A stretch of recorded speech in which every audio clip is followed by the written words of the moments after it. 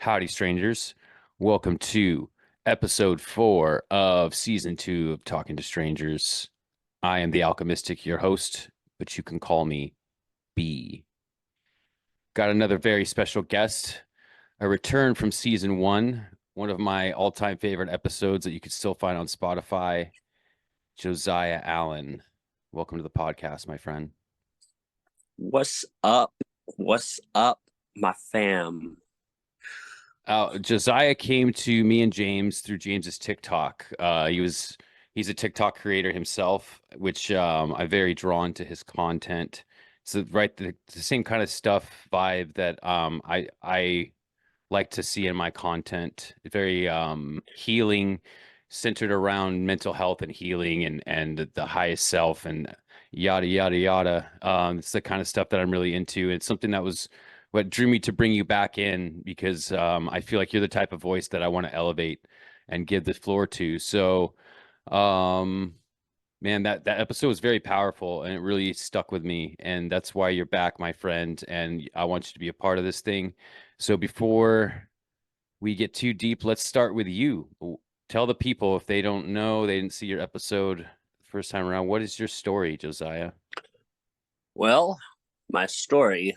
I am a 28-year-old dude who lives in Washington, and it kind of started. I'll just start from the beginning of my self-development stages. I've been through some crazy stuff in my life, and I've been through it like a divorce, and I've kind of lost grips on having my son and everything, and this all happened in the same time in the last 4 years or so, and it's just the only thing that's gotten me through these times is, like you said, I have a TikTok, sharing with people and getting to know people better on there and everything. It's been a very interesting process. My life has been full of crazy opportunities and also crazy spouts of just pure depression, just the worst times that I think that I could personally experience without experiencing death myself.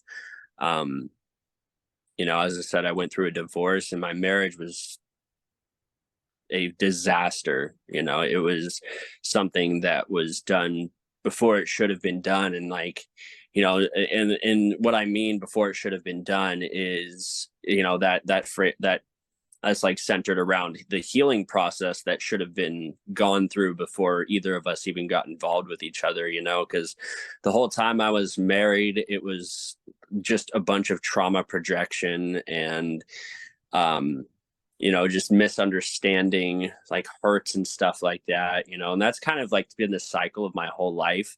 Is I've always dealt with, myself and others included, just trauma projecting and just throwing all of the emotions on the table and being like, well, this is your fault. It's always been pointing fingers, and I've always had to take the blame for I do take the blame for a majority of things that have happened in my life, but I've always been placed under blame for certain things, my attitude about life and the perspective I carry, which is my personal responsibility. But I was always trying to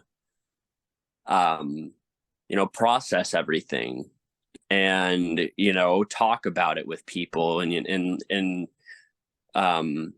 it's always been an environment of like jealousy or hate or doubt, that when I share my stories and talk about what I've been through and how I've gotten through it, and it's just I've been discredited and devalued by so many different people that I shut down entirely for the last 4 years. Really, it's just been the biggest time where I just kind of shut down and stopped talking to everybody.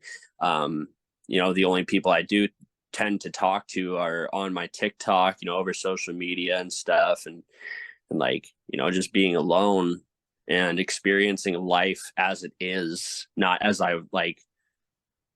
it's not a painted picture. It's just experiencing what I've been given for a very long time. A lot of pre like reprogramming has had to go into the last 4 years, because I'm trying to process 26, 27 years worth of trauma and pain and hatred and anger and just all of these things that keep adding up, as like I just feel like I've kind of lost touch with other people, which is why I'm so eager to get on here and speak more about my life and like what I've experienced. It's I don't talk about it because I don't think people give half of crap. I don't think that people actually care about me. And it's terrifying to be experiencing these feelings and these thoughts and these beliefs without them being directly in my life right now. And so it's just like getting uncomfortable and actually talking to people about what I've experienced over the past my lifetime is like it's terrifying. And like that's also why I kind of go to social media, because I don't have to sit here and talk to somebody face to face and like have the possibility of the person I'm talking to just be like, yeah, well, okay, whatever, like, but I know that, you're not like that. And I know you because, we've been on like we were on the podcast together before, and it was just, it's a new level of expression for me to be able to actually talk about my life and, what I think, what I feel, what happens around me today too, like today fucking got my first speeding ticket. Fucking 20. I was going from a 50-mile-an-hour zone into a 30-mile-an-hour zone, slowing down, and the fucking cop clocked me at 55 apparently, and he freaking pulls me over. I'm like, oh, please don't do this to me. Don't do it. Don't do it. He gave me a ticket. The ticket's like $217. And I'm like, no, I had every single opportunity to get pissed off, to get irritated, annoyed, anything negative. I was like, whatever. It's just something I have to do now. It's definitely my fault. Like that's what these past 4 years have been about. That, not that one single moment, but like all of this stuff that I've been experiencing, everything that I've been going through, everything that I've been thinking has added up to me being able to control myself in a situation where a majority of people would probably crumble. Like almost everybody that gets ticket. Oh, I got a ticket. Like, oh, I gotta pay this money. Oh my god! Like, oh, how could this happen to me? Why me? No, I was like, yeah, I was going 55, man. I was speeding. And when he asked me, like, do you have a reason for this? And I was like, I don't. I Officer, you're at a known speed trap where where the speed goes down like 20 miles an hour. He's obviously camping there for a reason, right? He was going around a corner. He was bullshitting you. He couldn't have clocked you. He didn't clock you. He guessed your speed. He guessed your speed. That's my assessment of it. But he was pretty damn right. Yeah, he was close. I think they're pretty good at it. That's what they do for a living. But I mean, that shows growth though, dude. Like, I had a very similar experience, right? Like I used to be super hothead, like breaking stuff, punching walls yeah. And I had something happen with Stefan, the episode 2 I put out the other day that you could find on YouTube. Episode 2 with Stefan. We sat down and recorded like on Zoom, right? And when you're a host, there's this start and stop video button on the far left, which I thought was the record button. But then over here on the right, down on the panel is the actual record button. And I was outside, so there's a glare on my screen. I just see start video. I was like, okay, that's the button. Start video. And we did a whole podcast, two parts without recording. We didn't record anything. and we had to Ah. do it a second time the next day. And like in the past, where I would have lost my fucking shit, but I was just kind of laughing because I had made a video for Instagram that morning about curveballs, about life throwing you curveballs, and like you got to learn how to hit the curveball. You can't just like expect fastballs all the time. You got, because the God has a hell of a curveball. He's gonna throw you a curveball, right? So like that was the Yeah, it right. was like prophetic, like I prophetically like put it out Oh there. god. It's like I felt the curveball coming. So it was like when it happened, it was just like, oh well, man. And me and Stefan have such a good connection. Like we went back and we killed it the next day, and it was like even better. So it was like, Oh, uh, that's so I awesome. I told Stefan God knew we could do it better, and that's why we didn't record it yesterday. So it's same thing with you, man. That shows growth. Like you and I vibe with you, dude, and I feel like we're kind of on very similar paths. You're younger than me, obviously, but I've been through a pretty grindy, like devastating life in a lot of Hmm. ways. A lot of loss, a lot of almost got theirs, a lot of rugs pulling out from under me, and it was just learning. Like life puts you in those patterns so that you learn lessons, right? And obviously you're learning lessons. You're sharing yourself on your TikTok and now with me. And this is a huge platform for me. Like my point of this platform is mental health awareness to reach people like ourselves who life grinds you down, and if you don't heal and you don't break out of those patterns of trauma, you keep inflicting more trauma, and it becomes this karmic cycle of trauma that you're constantly having to break. And I found myself in this similar position to you the Oh. last few years of my life, man, where it's literally like I'm clearing out all this old gunk and all this old dumb shit I used to do, my patterns and my behaviors, and offering this mental health platform specifically for men. Like I'm not in the position where I've ever had a child or been divorced, but I know that there aren't a lot of resources for men's health, or a lot of fucks given about men's health. And No. that's something I talked about in episode 2 with Stefan, is like there aren't a lot of fucks given about mental health. And we were talking about the whole James situation, which you know about. And Hmm.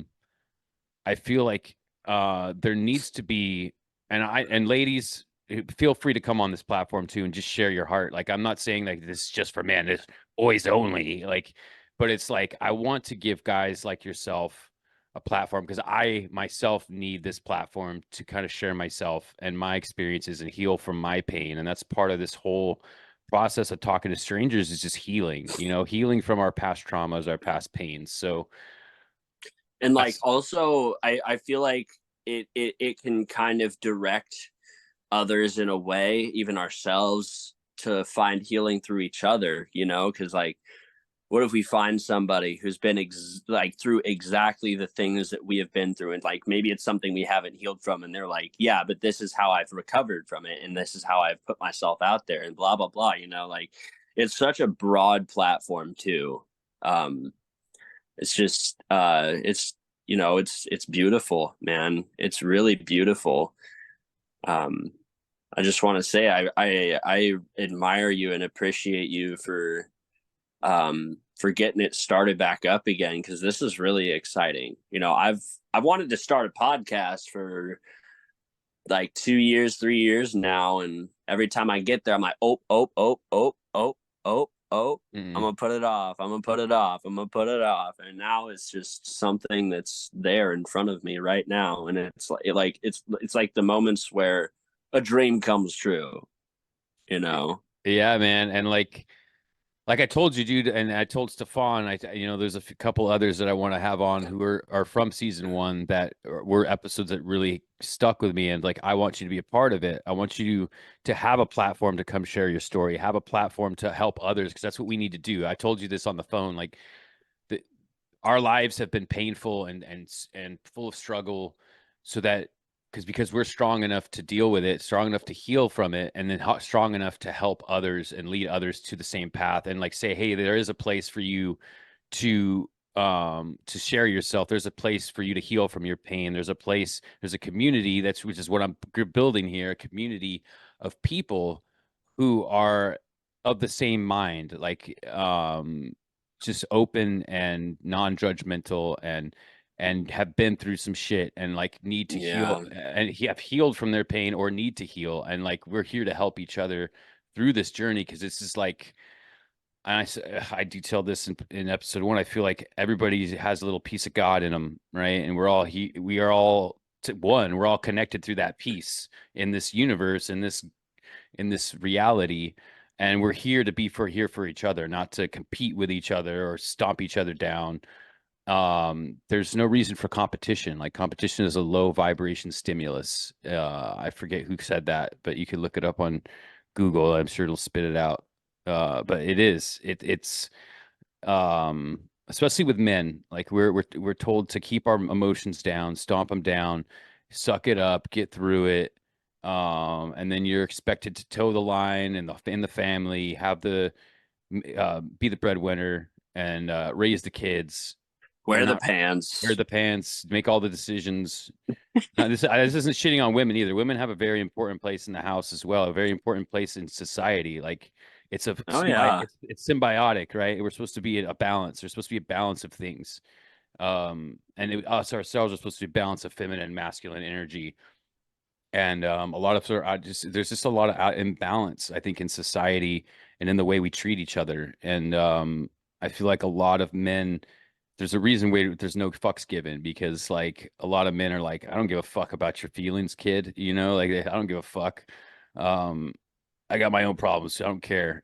So it's like it's about getting letting guys know it's okay. Like, it's okay to get in touch with that feminine side and like share yourself and get those emotions out, because like we don't want to keep piling them down. It's like you stuff them down, eventually you explode, and then tragedies happen, suicides, violence, like and that can be healed. If we just had some compassion for each other and realize, my neighbor is me, and I need to have that compassionate, you know attitude towards people.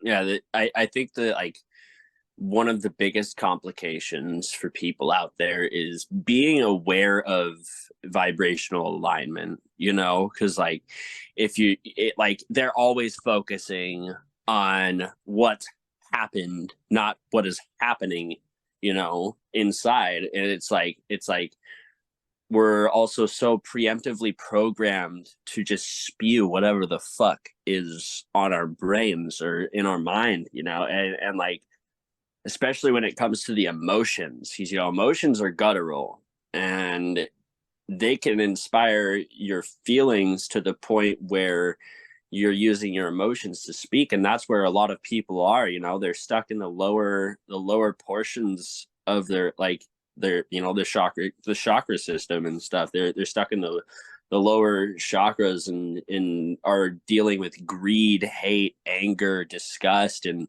like self entitlement. Oh man. And desire, and that's where all the dirt resides, is down there at the bottom, right? The root, the sacral. It's that cycle at the tree in the tree of life, where you're just stuck going in that triangle, back and Yeah. around that triangle, and it's just a lack of education. I think a lack of emotional education. Like, we're not really taught how to deal with our emotions. We're not taught stuff like, the chakras, the energy systems. Like, it's seen as woo woo, or it's like Eastern philosophy, or it's not really welcomed in the West as much. And now it is, like, especially where I'm at in LA. It's like, see chakra stuff all over the place, and people are hippies into meditation and psychedelics and stuff like that. But like, Well, it's not a like prevalent focus, mm, yeah. I uh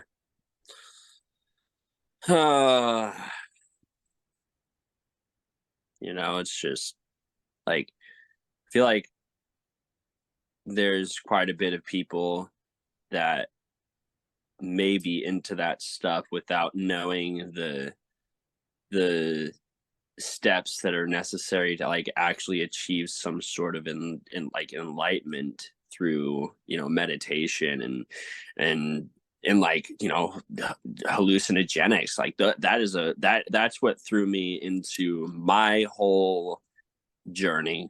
Is I dropped a tab and went on a healing journey and completely re-experienced myself, and And that trip, I literally saw from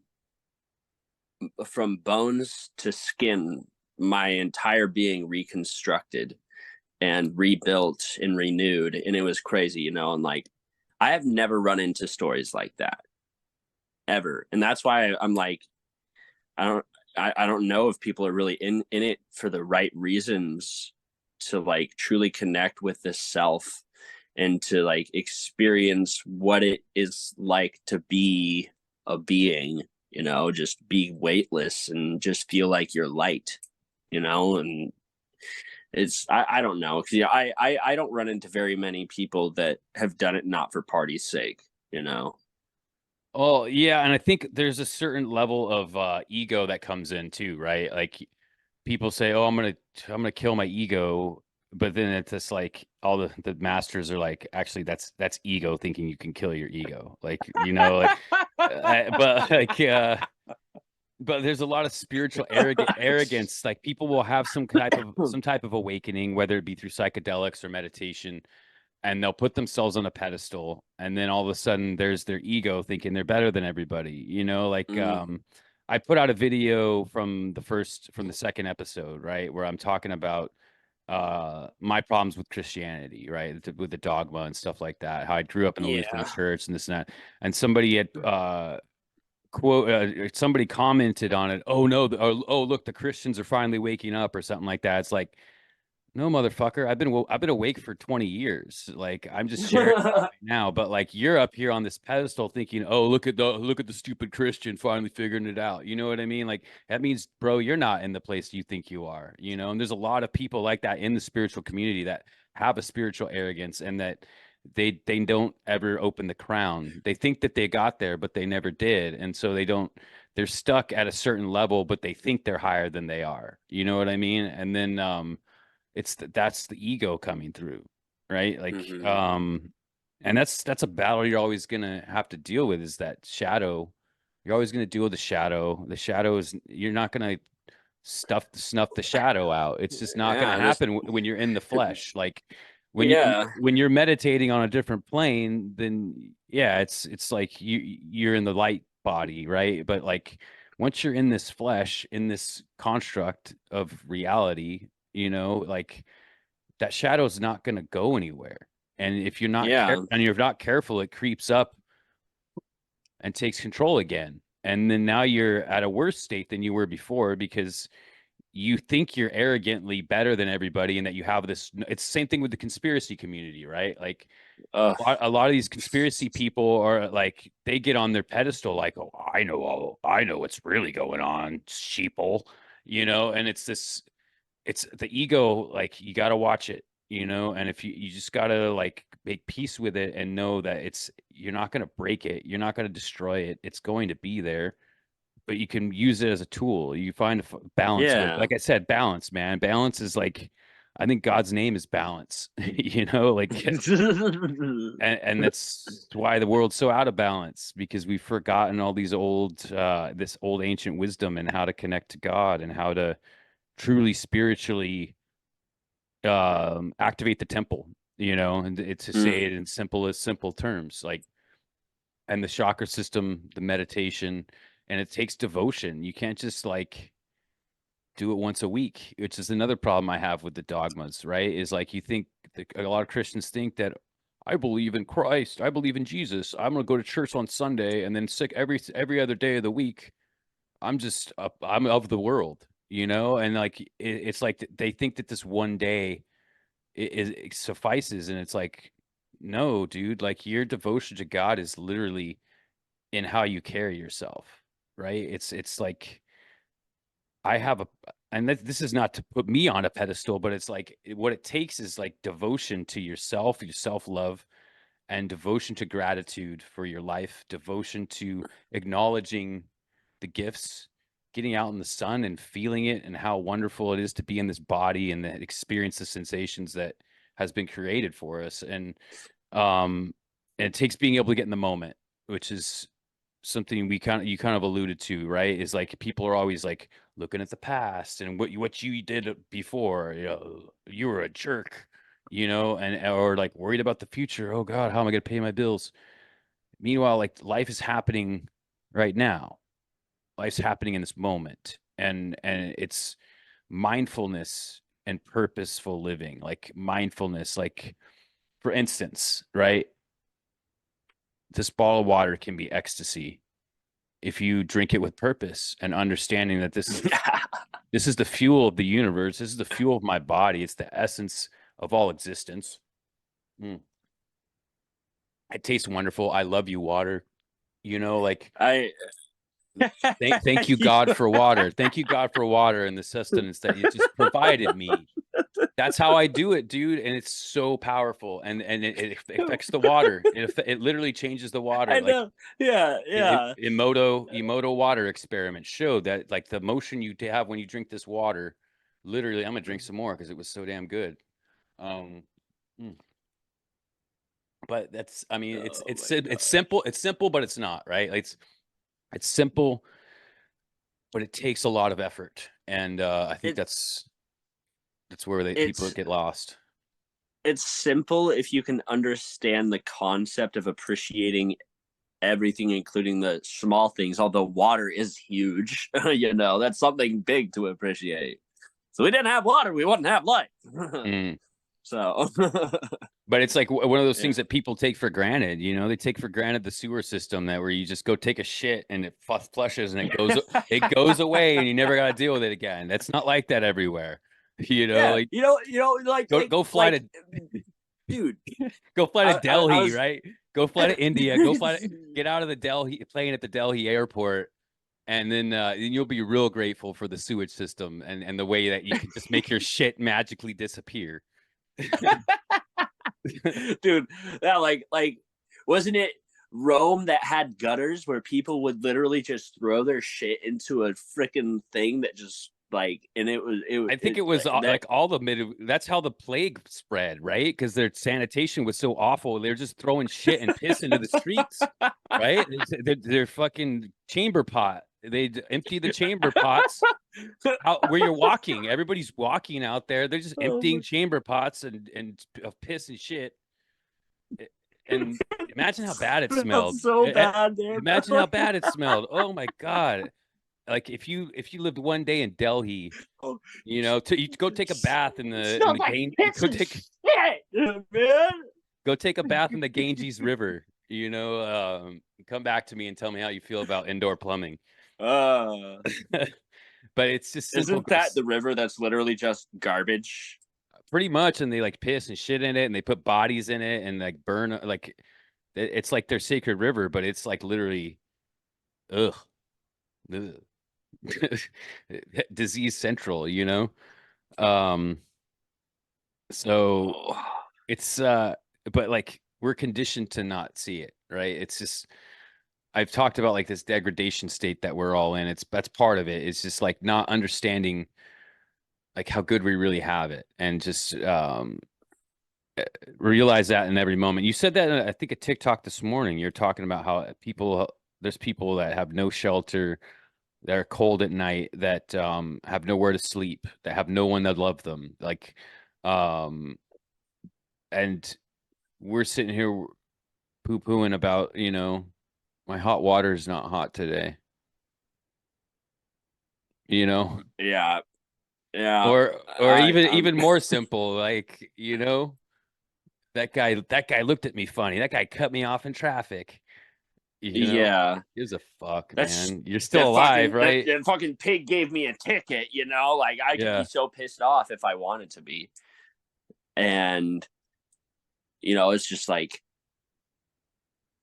I just love seeing it. I love seeing it and being aware of like other people that are interacting inside of their day, like the people that honk behind me in traffic. Like, get the fuck moving! Like, what do you want me to do, bro? Like, what's going on here? I'm just driving. Like it's just I totally had a brain fart. Dude, come to LA. Come to LA, bro. Worst traffic in the world, worst Wait, asshole drivers. Like you live in Los Angeles? I live in Orange County, like on the border of LA and Orange County, but like do a lot of driving in LA. Like if I got to go somewhere like a show or something, training. It's all driving through LA. I will definitely one day make it to LA. Yeah, you got to come down, man. We'll go out to I'll show you all the sites, all the homeless encampments, and we'll go and get Okay. and we'll go, get some real stories talking to strangers. Oh yeah. I've wanted to do that for a while, man. Not that because I have a lot of sympathy for the homeless and like um I want to do some kind of outreach to them. I want to help these people somehow, do something, some kind of positive thing for them. And I think maybe talking to them and getting their stories, getting it out there that they're not all just like hopeless drug addicts that can't get it together. There's a lot of like really just sad stories and sad circumstances Yeah. that befell people. Um, Yeah, like it's such a great opportunity to kind of, I guess, develop an understanding surrounding the suffering of others, because like there's so much that goes into somebody being homeless. It's not just, oh, they just don't have a house. No, they don't have anybody.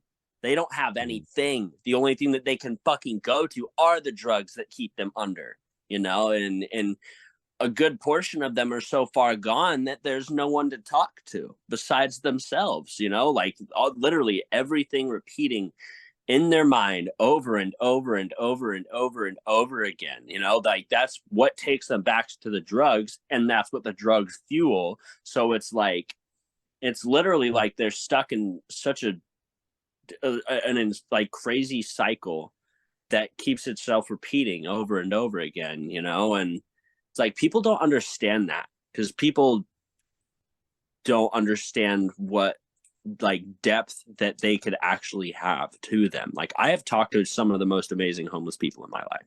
Like I've had bad encounters, I've had really good encounters, and some of them, have told me their stories before. Like there was this guy, I actually want to make mention of this because I was thinking about him the other day, and it just kind of like made me feel some type of way. Like I used to work in this town called Port Townsend, and there was this little park across from where I worked, and there was this homeless guy. He lived in a van. He had, he had his life and stuff like that. He had his little, life in his van. And we would just sit together and just talk about life and just everything that there is to appreciate. And like, I would tell him about my family, and he was like, make sure you always appreciate your wife, stuff like this. He was so encouraging and uplifting, just a freaking, just a drunk homeless dude, and like he never talked about himself, never, ever. And I hadn't seen him for like months and months. And I was like always thinking about him, like, where'd he go? Where'd he go? And one of my friends hit me up. He's like, hey, you remember Patrick? He found out that he had stage 4 brain cancer or something like that. It was some type of cancer, and he shot himself in the head. And I was like, whoa, man, that's like that's, heavy.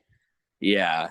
And it's just like not knowing people's stories is what could be killing them, or not hearing them out is what could be killing them. It's the lack of love that I think is really taking their lives away, because if somebody were to sit there and give them time, attention, resources and everything, and they were open-minded to it, you could help those people endlessly and create a life for them. It's all up to them after you extend yourself. But there are certain people out there that would be willing to just sacrifice everything that they don't have, like realizing that they don't have anything, like, like, oh, the drugs are it, like there are people out there that would be able to actually drop those types of things, and all it takes is a gesture or a question, or maybe I don't know, man.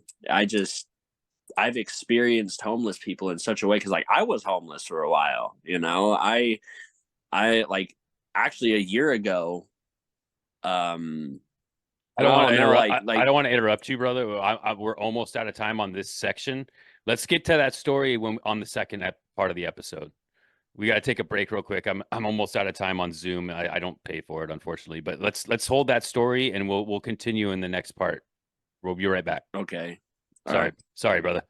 Calling all strangers. If you follow me on social media or you've stumbled across this video, there's a pretty good chance that you and I are complete strangers. But you're in luck, because I recently relaunched my podcast, Talking to Strangers, where I'm looking for people just like you to come on and tell your story.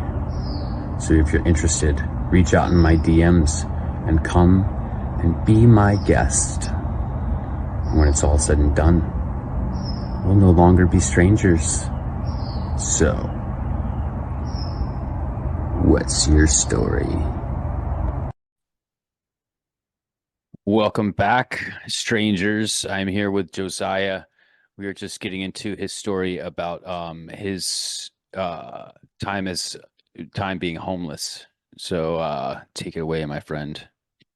So, it wasn't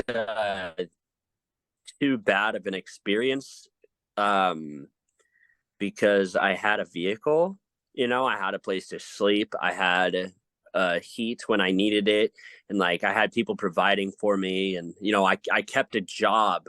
I kept a fucking job while being homeless, and like how it happened was just absolutely ridiculous. So my old roommate, she was going through some stuff with her ex and everything, and like she was basically kind of freaking out about the fact that I did mushrooms and shit. Ah, fuck. Because he was trying to get the phone to stick. Mm-hmm. It's all about balance. Balance, God's name. It was just sitting up. Oh, my Lanta. There it goes. No, I'm holding it. Oh. Screw that. I'll just hold it myself. So basically how it happened was she was going through a process and like was going to get her ex drug tested and stuff because they have like a kid together. And so she was worried about the fact that I had done mushrooms previously and was like freaking out. And like, I was like, I'll just leave, I'll just leave, I'll voluntarily just get out of here because you don't need that. I don't want to be drug tested for somebody else's kid and shit. And so I went and braved the streets. It wasn't for too long. I think it was only 3 months before she decided to have me come back.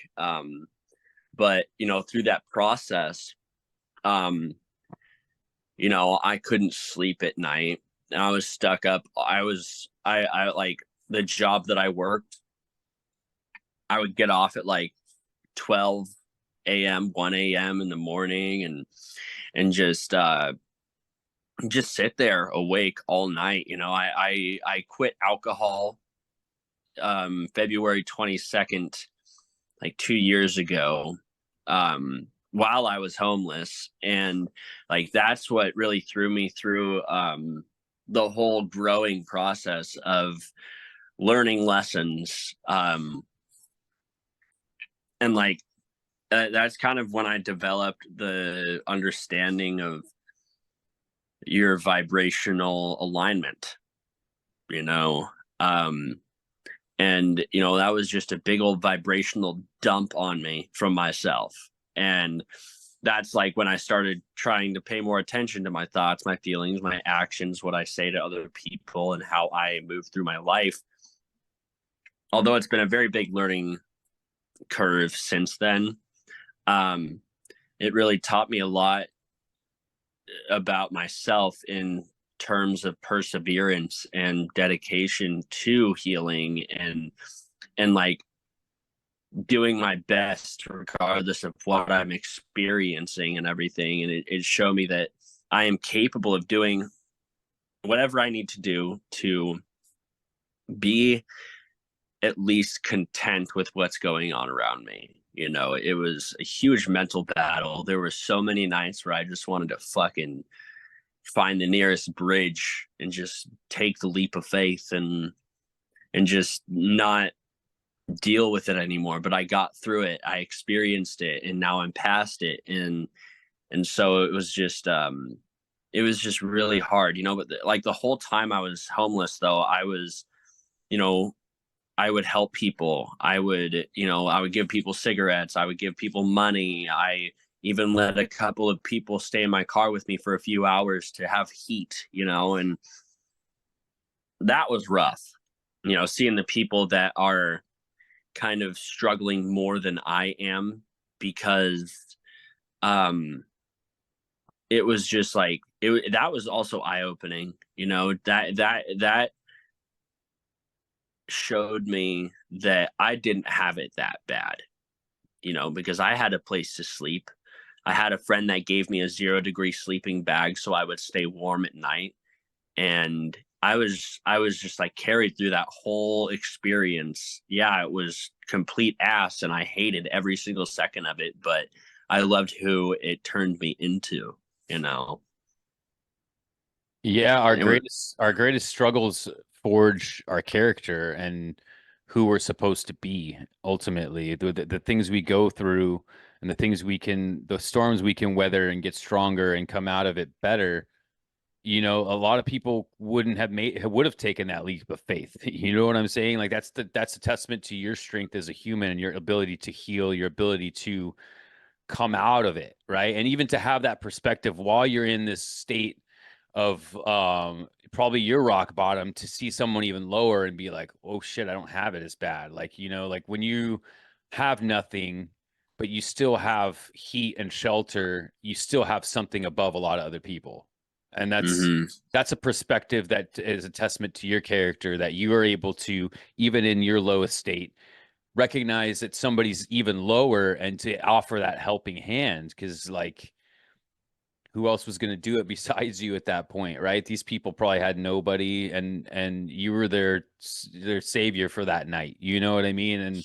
And but that's why you're able to get out of it, right? That's why you're sitting here talking to me today, is because you have the strength of character, and now you've healed through this and been through this to where you can help others, and especially others that may be in that same situation you were in the car that day, and say, hey, look, I came out of it, right? And Uh-huh. I recognize what I still did have, even if I didn't have much. And you know, there is a way back. There are times that life brings us to the edge, and it's pretty much a test of what you really got in you, you know. And it's I'm glad you're still with us, brother. I'm glad you got through that shit, and that's I feel that's part of your purpose now, you know, that God put you through that situation to forge you the strength so that you could help others through their own struggles. And at least that's how I see my own struggles at this point in my life, 41. I've never been through something that drastic to where I was homeless, but like I've been through some really low depression, some really low lows, deep in the dark pit, you know. And now that I feel like I've healed and gotten myself out of it, it's just part of what this journey is with this podcast, is to reach out to that human soul that we all have. And there's a lot of desperate, sad people out there. And to know that there's somebody out there that can relate or that can help, or even with like a kind word, you know, it goes a long way. And vibrationally, this is something that once you become more in tune with the universe, once you can become more in tune with what this really is, this experience, you can start tapping into the vibrations. And I had I have a few experiences that really stand out to me on this journey of me awakening to this vibrational, this energy. Everything's energy, vibration, and frequency, right? Like Nikola Tesla, one of the smartest men ever, said that, and really saw life in a different way. Like saw the grid and saw all this stuff. And there's an experience I had. There's this guy at my apartment complex who walks with a slumped posture and kind of like shuffles around and has this like just looks sad, looks like he's in pain. He's in pain about something. And I was like, I gotta cheer this guy up. It was just sad. It made me feel his pain. Like you become more empathetic and like susceptible and sensitive to other people's vibrations. And I was like, I gotta do something, right? So I just started telling him hi. It was just a simple gesture of like, hey brother, what's up? How you doing? And first time I did it, he just lit up. He was just like he went from to hey, how's it going? It's just like this beautiful human smile, coming through out of this pain. And now I do it every time I see him, and he lights up every time. It's like we got this little energetic like exchange. I don't know his name. We don't know we haven't never really had like an extensive conversation, but it's just every day that I see him, and we exchange that little hello, and it's just this little brightness in my life and his life, and then Mm. I have this neighbor that just moved in not long ago, and he had it's him and his wife and his young daughter. His daughter's probably like 2 years old. And when I first met him, I shook their hand. Hey, I'm Brandon. Nice to meet you.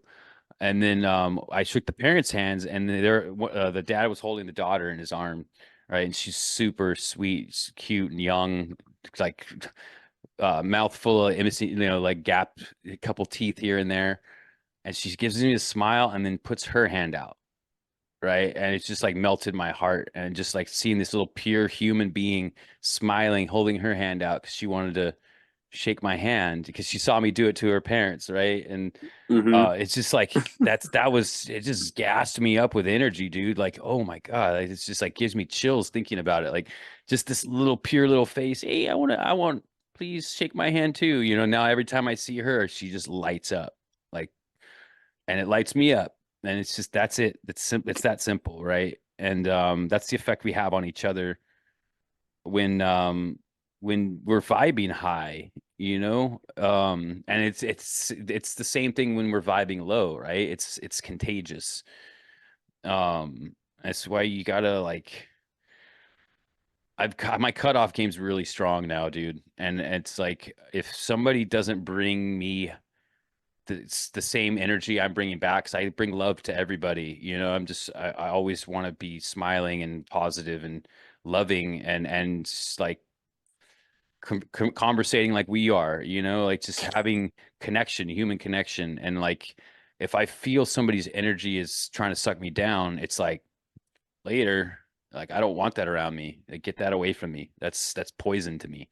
Um, and it's been really good for my mental health, cutting these people out. And it sucks to say, like some of these people were like long friends of mine, but as you get more susceptible to the energy and the vibration and the type of vibe that people bring around, if somebody's always like the negative or just a dick, and or talking shit about other people, saying slurs or whatever, like any of that type of stuff, like I don't want it around me, dude. Yeah, like I don't buy.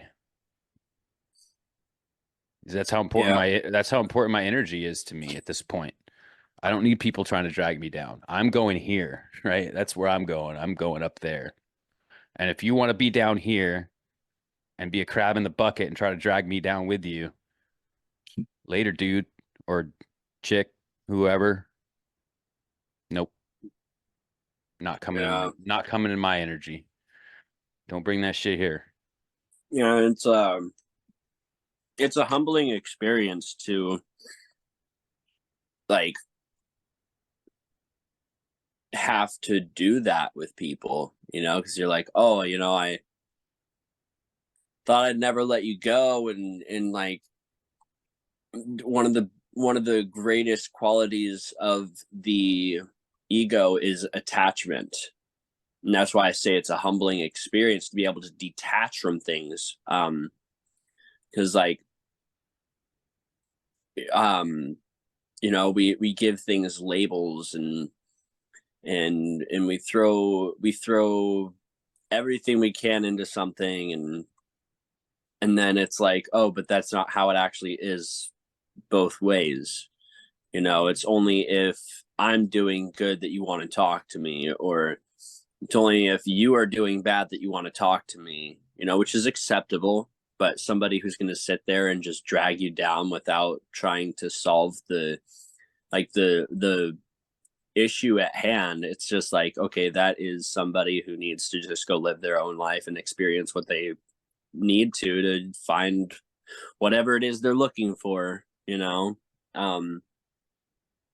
It's like I've had to cut off blood, you know, and I still don't really talk to them, and it definitely hurts sometimes, but you know, it's it's worthy to save yourself than to be continuously dragged down to other people's levels, especially when they don't see you as you are, and see you as you were instead, you know. It's like people that see you in the dark, when you come to light, they're just trying to cast a shadow on you, you know, like, but this is what you've done, and this is what you've said, and like, it's the people that see you as that sad, depressed person, even though you have a big smile on your face and you have a great attitude towards life, you know, and it's those types of people that you can't have around at all. It's tiring.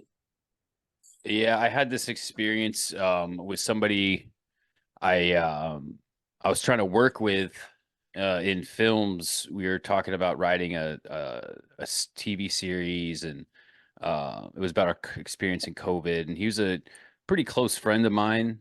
You know, we'd done some projects together, and he was always like very emotionally draining. Like, I helped him through this whole ordeal with this girl, and he was always calling me with his problems, like always calling me with trying. I was like his therapist. It felt like a lot of the time, and there was no like reciprocation of like, you know what I mean? It was like I was always trying to chew away his dark clouds and help him out, and which is fine. Like I like to help people, but it's like at what point do I just claim my power back and get my energy back? Like, because you're always just draining me of energy. And then like the kind of last straw was like he was calling me about his money problems and stuff, and he had this some coins that he had found. I was like, take those in, dude. Like that might be the solution to your money problems. Take these coins in and see what you got, you know. And then he called me later. He's in bragging like, "Oh yeah, I made $3,000." Oh Like, my god. didn't thank me for suggesting, like pushing him. I pushed him. I was like, "Dude, take those coins in. Like, what are you doing? Like, go now. Like, go find out what you have and like solve this problem for me." Didn't thank me for it. I didn't. It just called to brag that he had had this like windfall, and then in like almost the same breath, he's like, "So when are you gonna give me a piece of art for my place?" And I was like, "You want to do cash or trade?" Well, I'm down for both. And he's like, "Oh, huh, I thought you just give me one for free. I thought you just hook it up." And I was like, "Dude, I put my heart and soul and energy into these pieces of art. Like this is a part of me. I value them.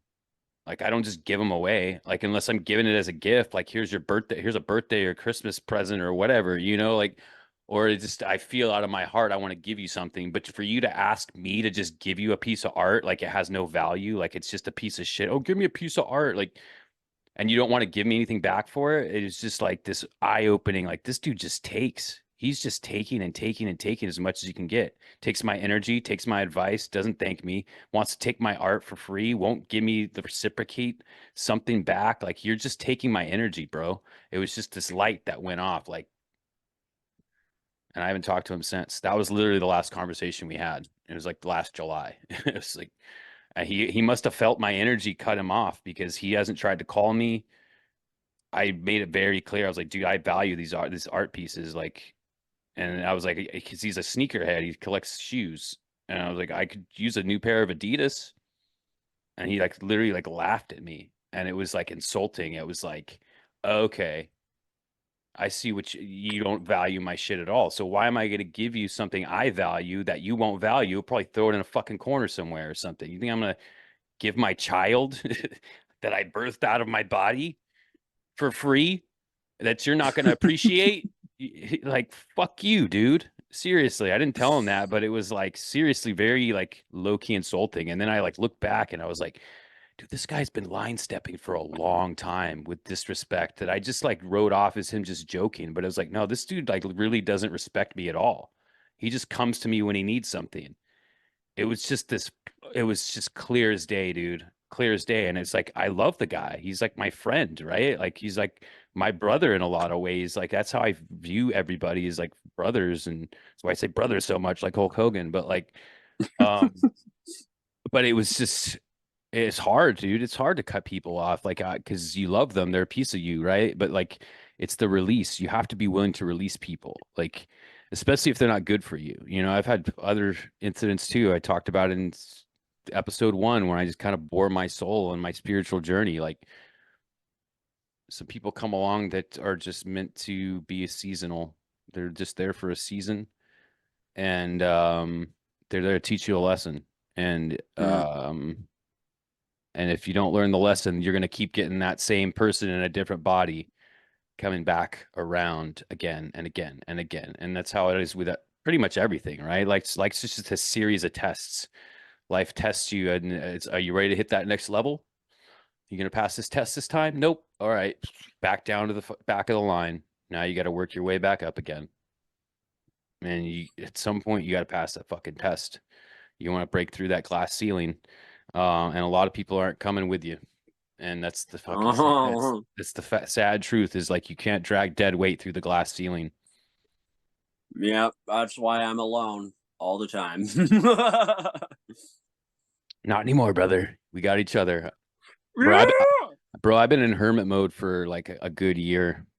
Just like healing, just going through my spiritual journey and figuring my shit out because I just had traumatic shit happen over and over and over again. Just time after time, just take things getting taken from me, losses, failures, stupid shit that I did, like just this. And then this last event, this last thing that I just detailed in episode 1, my little maybe quote twin flame. Maybe I don't know. I don't even fucking know at this point. I don't even fucking care. It's like all I know is that incident changed me because it was the last straw in all this trauma of where I was like, okay, I got to pull all these swords out. I got all these emotional swords that I never healed from that had just been sticking in me for all these years, and I got to pull them all out and remake myself new. And that's unfortunately that takes hermit mode. You gotta be able to go deep within yourself and find and really be accountable for your own shit, accountable for um what you accept from others as behaviors, the behaviors towards you, because you have to value yourself. And a lot of us accept shitty behavior from people because we love them, because they're our friends or our family, and accept less than we deserve. And it's about finding your self-love and knowing what you deserve and knowing who you are and what you're not going to tolerate, your boundaries. All right, you got to set up those fucking boundaries. Anyone who crosses them later, you ain't coming back. It's like you get labeled as a piece of shit or a narcissist or like oh my gosh. Okay, I'm gonna tell you what, man. I gotta pee like a European racehorse, so I will be right back. Oh, you're good. Let's just pause the recording.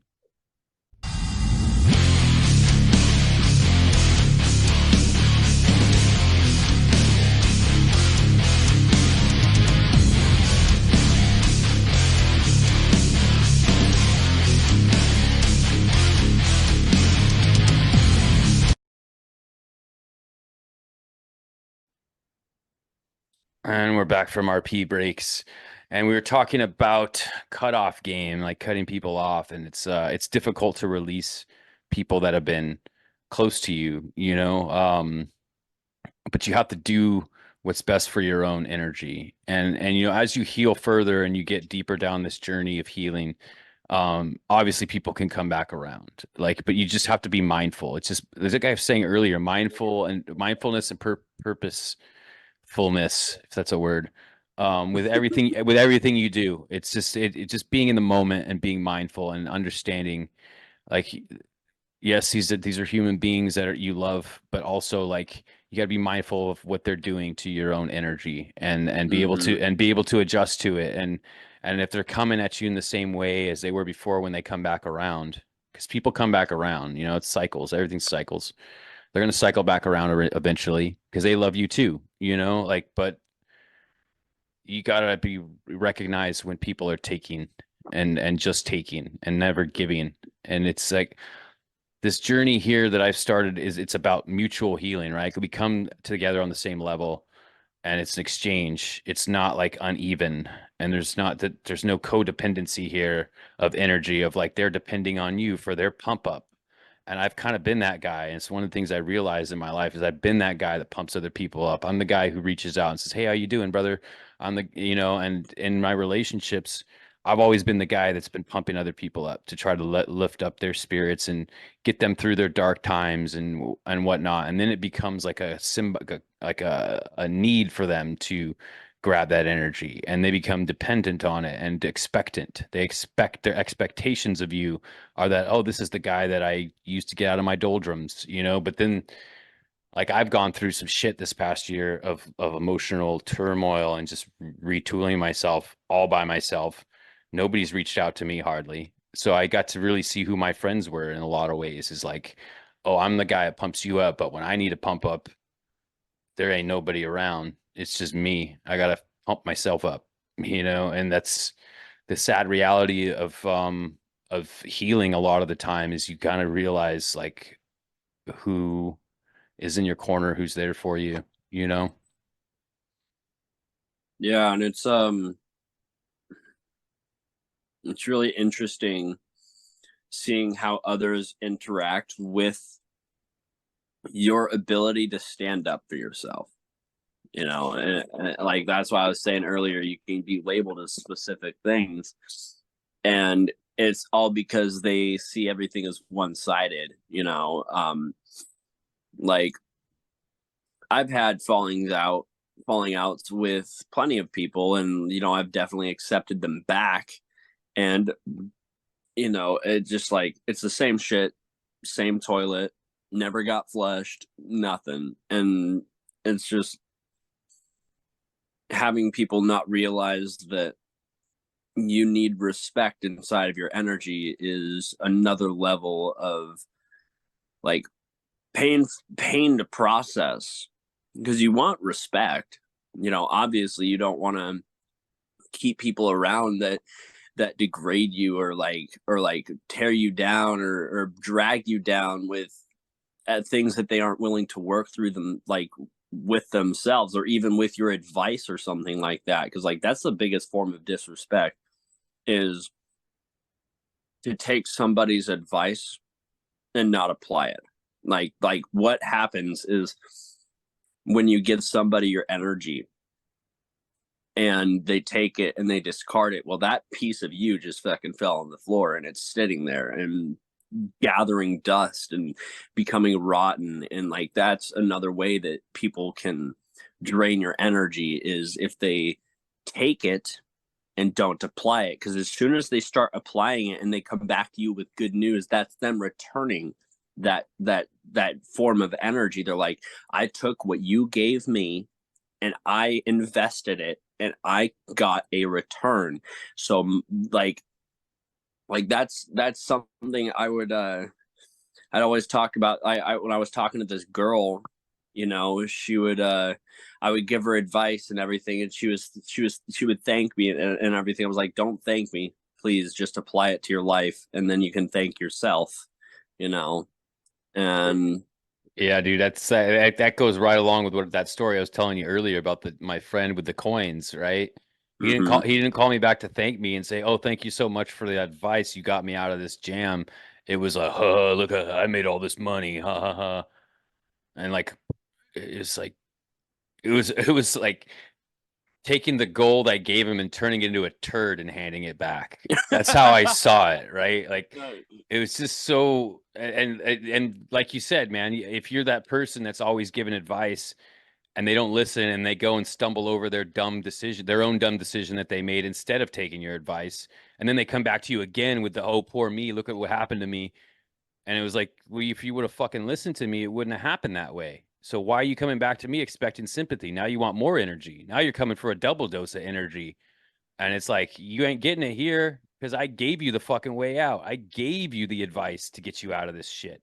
And if you would have just fucking listened to me, you wouldn't be in this pickle. And now you're coming back for more advice. And it's like this cycle of, like you said, same shit, different fucking toilet. And it's like, same shit, same toilet. Never yeah. got flushed. Yeah, never got flushed. And then they take a shit in a new toilet and don't flush it, and then they keep coming back. How do I deal with this shit? It stinks. Well, you didn't listen to me when I told you to flush it, dummy. And now you want me to be sorry for you? Ugh. Yeah, it's and people think that the spiritual journey is like all love and light and they love everybody, and it is in a lot of ways, but it's also like accountability. Like you need accountability, and like if you can't be accountable for your own shit, then like don't expect me to feel sorry for you. You know, don't expect me to keep giving out my energy, my advice, and if you can't take accountability, be like, look, I fucked up. I fucked up. I'm sorry. I shouldn't have said that. I shouldn't have did that or whatever, you know, like accountability and the willingness to change. And if the person keeps coming back to you with the same story, the same energy, they're in a cycle loop, and they're coming back to you and getting you into the same loop. They're dragging you into their loop. And it's like, nah, dude, you're draining me. Like now you got me into your shit. And you're not willing to take the accountability or make the change to get yourself out of it, and I'm wrapped up in this whole fucking ordeal. Like no, sorry, bud, not here. And something that you like can't even think about doing is apologizing for leaving somebody's life, because it's basically justifying their mistreatment and showing them that you feel bad for taking care of yourself, you know. And that's why I don't apologize to people, and I don't accept apologies, because there's no reason for anybody to apologize to me, because they're only operating in what they understand and know, you know. And you're operating in the past, right? Like like it already fucking happened, so let it the fuck go and move on with your life, you know. Yeah, apologies. I try to, like, I think it's Kevin O'Leary from Shark Tank said never apologize. You just move forward. Like apologies are, you know, you're looking in the rear view mirror, and that energy's come and passed. And if you're a healed human being, then you don't give a fuck about it anyway. You've already forgiven them, and you've moved on because you're in the moment. You're not looking backwards. You're in the moment, and how do we move forward from here, right? Like I fucked up, you fucked up, or whatever situation you're in. You know, it is what it is, right? Our energies clashed, and it was unfortunate, but it's like now I'm here. Are you still back there? Because if you're still back there, then we have nowhere to go from here. You have to come here to where I'm at, and we go forward from here. If you're still back there, you're dragging me backwards, and that's not where I'm going. I'm not going that direction. And it's just or at least like meet you in the middle, where like you're not taking too much out of yourself, you know. It's like, hey, you know, like this is how it upset me, this is how it hurt me, let's move forward, you know. Like that would be meeting halfway. But it's like oftentimes it's like, no, you got to meet me where I'm at, and I'm not gonna budge, I'm not gonna move an inch, you know. It's like, whatever. Yeah, you obviously learned nothing from that situation, and I'm exhausted giving my energy to it. So I'm going here. I'm going that way. You can come with me if you meet me here, or like you said, meet me halfway. We can discuss it, squash it, and then I'm gonna be on my merry way, and I'm not looking back. But Yeah, the it's hard. go ahead. I was just gonna say the hardest thing about not apologizing is people are often like, "Oh, so you're a narcissist piece of shit." Like, no, no, no. I just know that the only good apology is doing better. That's it.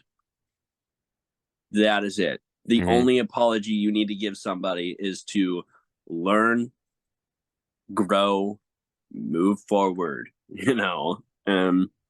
Something I had to learn with my bosses, like when I used to say sorry about things, my boss would say, "No, you're not." Well, you know what? You're right. I'm not sorry. And so I started saying sorry when they went to correct me. I was like, "I'll do better."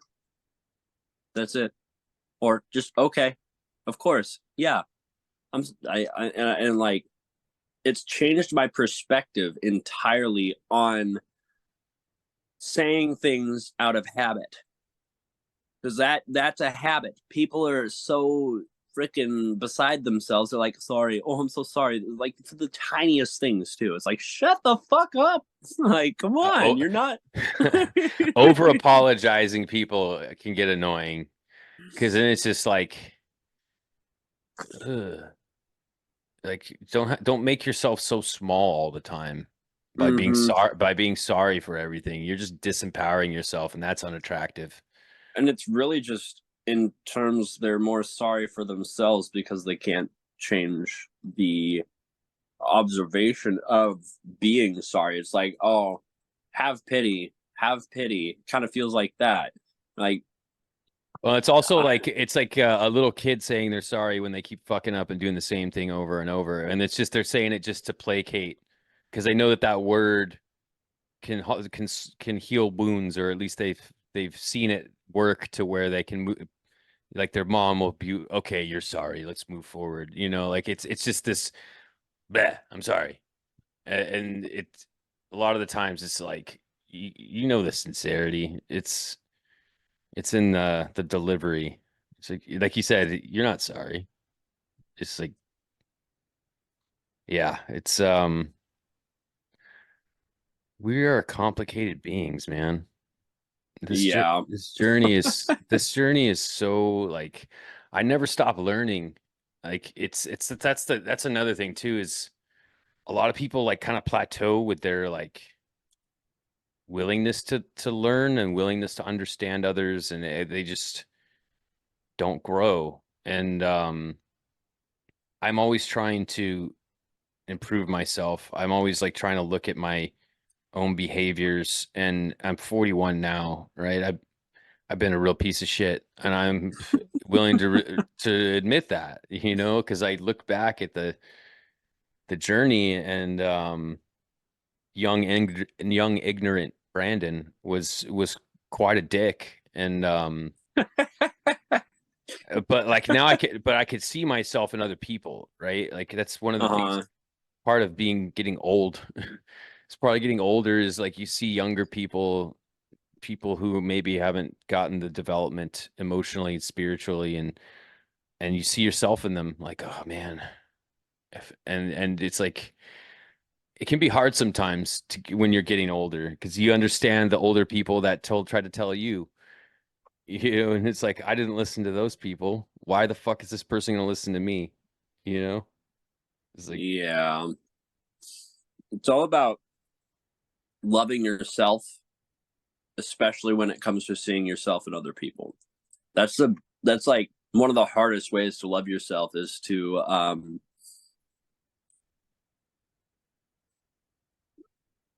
okay. Um I just got a text message and it threw me off.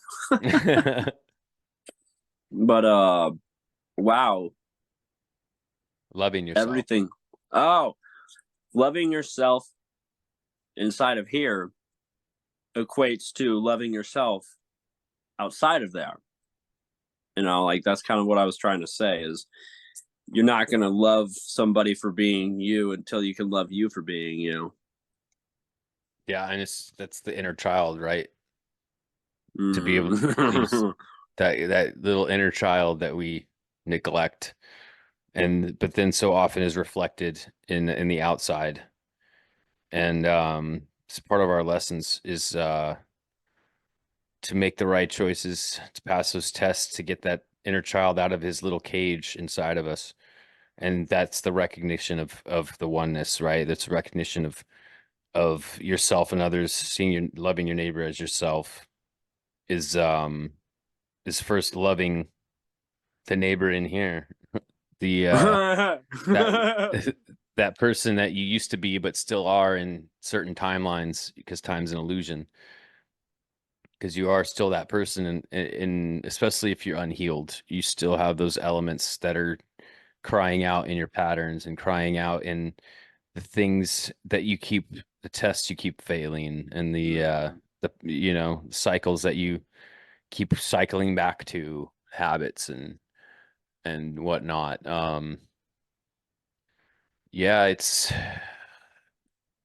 this last year's been crazy for me, man. It's really been like learning to live life again, because I'd had this I talked about breaking the glass ceiling, and that's a metaphor for a lot of different things, but uh spiritually I'd been bumping my head on the glass ceiling for a long time. Oh, And oh, you got that voice from the universe that's constantly showing you, like I talked about psychedelics, I think in the last episode with Grant, like in a psychedelic experience, at some point you get that, you go into the shadow, and the shadow shows you a mirror of all the ways you're fucking up. And and that's part of the journey. Like I've come out of all my psychedelic experiences feeling like, all right, I know what I gotta do. It's like reset. It's like hitting the reset button. And but in our throughout our lives, God, the universe, whatever you want to call it, is speaking to us. It's a frequency. And a lot of us just aren't tuned in. Our radio antenna doesn't tune into that frequency very often. And I've gone through these periods in my life where I knew the right path, and it was evident to me. It was laid out for me. And I was like, well, I'm going to do this thing over here. And then inevitably you hit the fucking wall. And sooner or later the nut gets cracked, and it's like, all right, I see, I see now. I see what I've been doing. I know that I've been ignoring you, God. And my mine came on a hospital bed an hour before my surgery, where my whole life kind of just flashed before my eyes, and all the things, that mirror came up again. So you're fucking up, dude. And it's a calm and soothing. So where you fucking up, dude. You know? yeah, Yeah, yeah. It's more so. I'm gonna get you out of this, but I've been showing you this for fucking years, and you refused to do anything about it. So are you ready to do something about it now? Because you're an hour away from a surgery that could kill you. So here's the mirror. Man, yeah, I have those revelations like every day, or those I run into that quite a bit. And it's like, over the span of my entire life, I look at things and I'm just like, why the fuck did I do that? And it's like, it's that mirror you're talking about. Like wow. It's humbling. It's like huge. Like, I think it's the spirit's way of humbling you. Because if you don't do that specific type of work, like learning how to become friends with your ego and like dampening it, not getting rid of it, just dulling the flame a little bit, there's going to be intervention. Like maybe that whole surgery was an intervention for you to become more aware of the certain aspects in your life that you don't necessarily approve of. I mean, what was your surgery for? I had a really bad gallbladder infection. I Oh dealt shit. I dealt with gallstones for like 10 years, and It was actually longer than that. I just didn't know they were gallstones. It was I would get these attacks, like really bad pains in my side when I would eat certain foods, and I had staved it off for years by going to the gym and eating right. But when I stopped wrestling, I stopped taking care of myself, stopped going to the gym.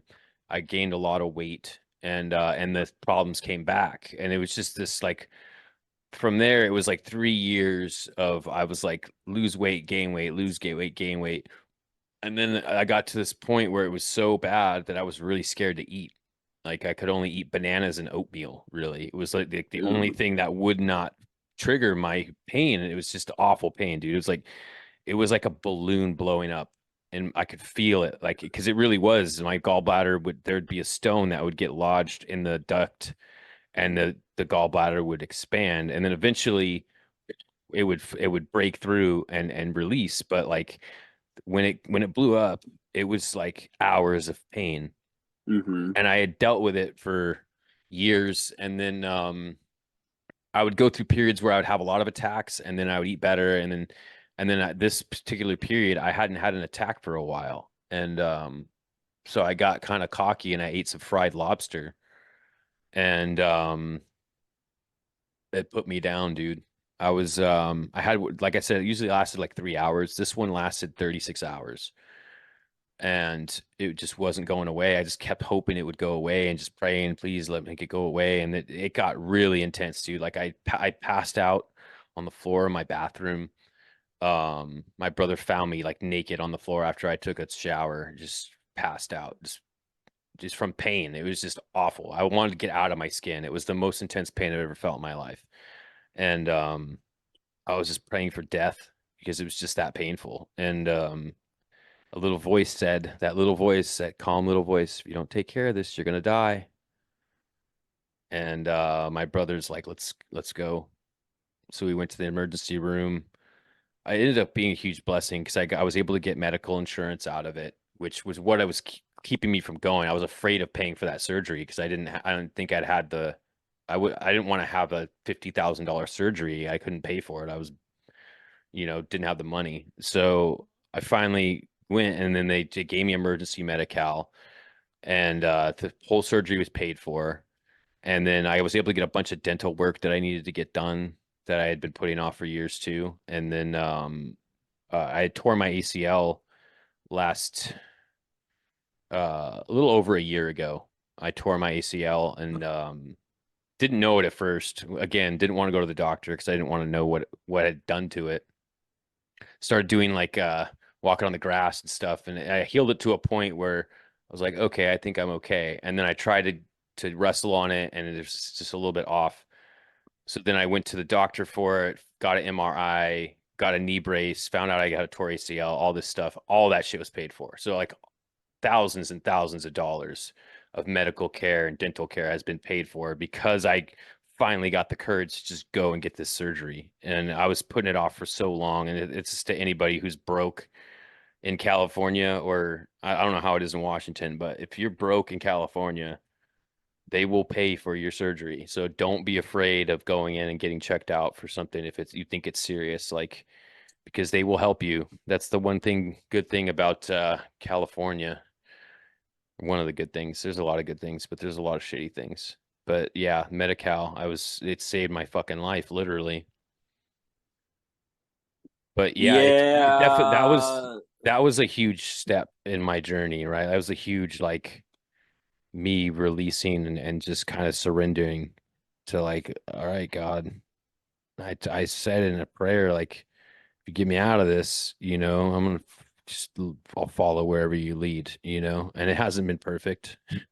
I don't, I still am stubborn sometimes, but I've definitely gotten to this point where my radio antenna's up more, and I'm in tune with that frequency.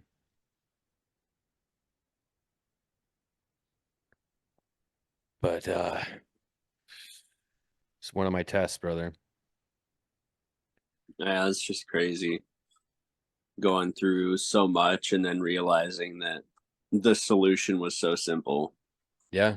You know, If I would have saved myself, I would have saved myself a lot of pain, a lot of years, like years of pain, dude, years of pain, and suffering that I was self-inflicted because I was just too scared. I was just too scared to go to the doctor and get a pretty simple, it's a pretty common surgery. It's like one of the most common surgeries there is. But like by the time I finally went in and got it taken care of, they're like, dude, if you had come in a couple hours later, you would have been septic, you would have had liver damage, you would have been you know, it would have been really bad. I would have had cirrhosis, like possibly permanently damaged my liver. Like it was just like a lot of really bad shit could have happened if I hadn't listened to the little voice that said, "You're gonna die if you don't get this taken care of." They're handling me with kid gloves, dude. Once I went in there, and they saw how bad it was, like they were very, very careful with me. I was in a very weak state, dude. It was really bad.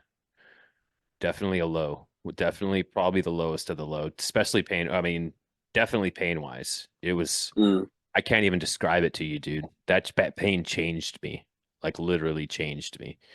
Um, but it was one of those things, one of those lessons, like don't be dumb. You know, you just listen to your intuition. My intuition had been screaming at me for so long. Just do it. Just go. Just get it taken care of.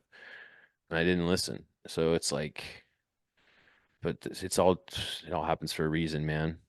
That was what woke me up.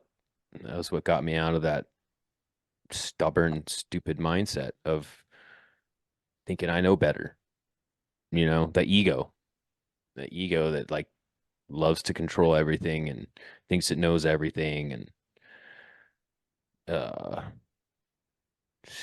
all it took was a little bit of surrender and it Yeah. solved a lot of problems. It's almost like it's one of the most difficult things to do until you do it, and then it becomes just a like second nature to you. It's like, oh wow, it was that easy. So does this mean that letting go of that and letting myself do this is that easy? Oh, okay, that's interesting. I like it. I like it.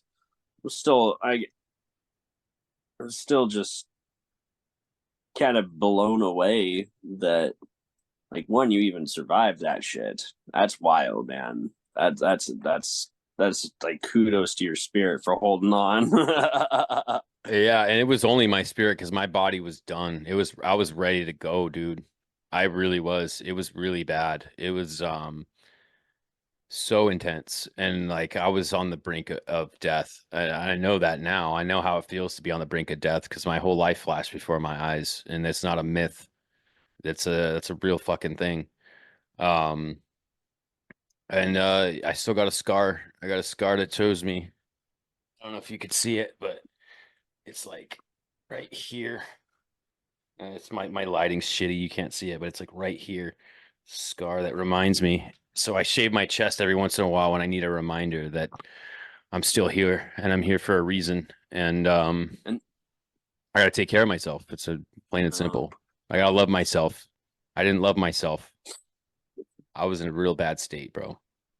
Real bad. And that was after the James stuff. mm, You know, this is like I said, man, I went through this domino, just a bunch of brick walls, the James stuff, then the surgery, then this twin flame thing, whatever the fuck it was, that just kind of lit the Kundalini up. Like, a lot of trauma, a lot of fucking really shitty trauma, but I'm grateful for it. Like now I feel like I'm in the best shape of my life, at least physically, like look wise. I look great. I'm doing fucking awesome art. I'm doing this fucking badass podcast that's healing and helpful. And um, I'm just my authentic self for the first time, I feel ever. And now it's my to give back. I have to help others to do the same thing. And I think that's why the whole journey happened. There are no coincidences. It's mm, all it's all this brilliant symphony that's being written by the creator through all of us. It's a really magnificent story, dude. It really is when you really sink back and you're lucky enough to get that bird's eye view that comes with listening to that intuition, that comes with surrendering to it. There's a lot of stuff that pours in. It looks like we're almost out of time. Do you want to do another session, or you want to wrap it up and save it for another day? Yeah, I'm I gonna could have probably to save it for another day because my phone is at like 8%. right on, man. I think we did some good work here today, and like I said, man, I want to have you back regularly, and that's whenever you feel that you want to just talk, sit and talk, brother. That's all we're doing. We're just sitting and talking and just sharing our experiences. And you're a reflection of me, and I'm a reflection of you, and it's all just really just an illusion. It's just this dance of energy, and stuff like this is a beautiful thing because it makes us realize, you know, you're me in another body. It's pretty wild. It's kind of what's the word I'm looking for? Can't think of it. So move on. We'll save it for next time, brother. That's it for this episode, guys. You could find Josiah at Huey Allen on TikTok, correct? Is it Huey Allen or Huey? It's Huey Mana. Huey Mana. Huey Mana. That's what Yeah. it is. Huey, the name Huey, and the word Mana, Mana. You can find him on TikTok. You can send me other relevant links that you want me to plug in the description below, guys. You can find all my social media contacts in the description below. As always, our sponsor, Alchemystic Apparel. This is the death card. My design. Alchemystic Apparel is my t-shirt company with my art. If you guys feel so inclined to check that out. Also, I've Talking to Strangers t-shirts on that website. So, yeah, that's it for this episode. We'll have Josiah on again very soon. I love you, brother. Thank you for doing this.